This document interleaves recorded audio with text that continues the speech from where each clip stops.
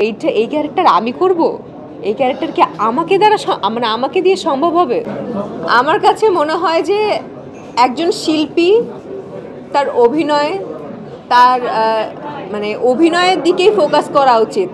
আমি তো কখনোই, আমার ইচ্ছা ছিল না রাজনীতি করার কিংবা রাজনীতির মধ্যে ঢোকার, এটা আমার কখনো ইচ্ছা ছিল না। আমি একজন শিল্পী, আমি শিল্পী হয়েই জন্মেছি, শিল্পী হয়েই কাজ করছি, শিল্পী হয়েই আমি মরতে চাই।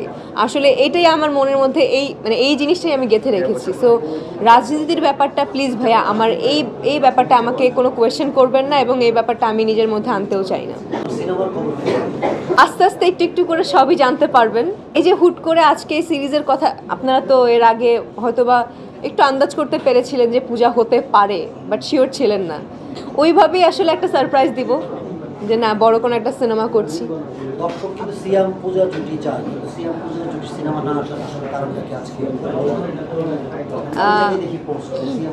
ওটা অন্য কোনো জায়গায় বলবো। এখন ব্ল্যাক মানিতে আছি, ব্ল্যাক মানিতেই থাকি।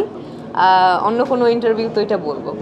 পূজার সময় তো সবাই তাদের প্রিয় মানুষকে গিফট করে, তো এবারে মা স্যার প্রথম পূজা তার প্রিয় মানুষদেরকে কি গিফট করবে এবারে? আপনি প্রিয় মানুষ বলতে কি মিন করছেন?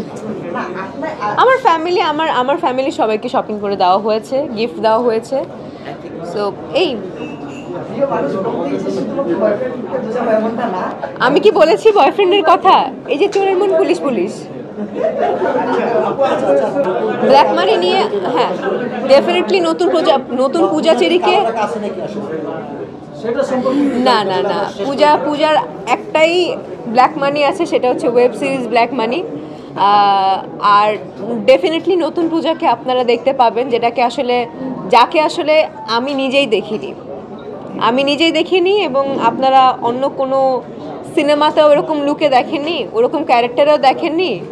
এবং আমি যখন প্রথম রায়হান রাফি ভাইয়ের কাছ থেকে স্টোরিটা শুনি, লাস্টে আমার ক্যারেক্টারের কথা শুনে আমি না নিজেই অবাক হয়ে গেছি। আমার মানে মুখটা হা হয়ে গেছিল যে এই ক্যারেক্টার আমি করব, এই ক্যারেক্টার কি আমাকে দ্বারা মানে আমাকে দিয়ে সম্ভব হবে? সো ডেফিনেটলি আপনারা একটু অবাক হবেন যখন সিরিজটা দেখবেন। তখন আপনারা নিজেদেরকেই প্রশ্ন করবেন যে এইটা পূজাচেরি ছিল। সো ডেফিনেটলি নতুনভাবে পূজাকে দেখা যাবে।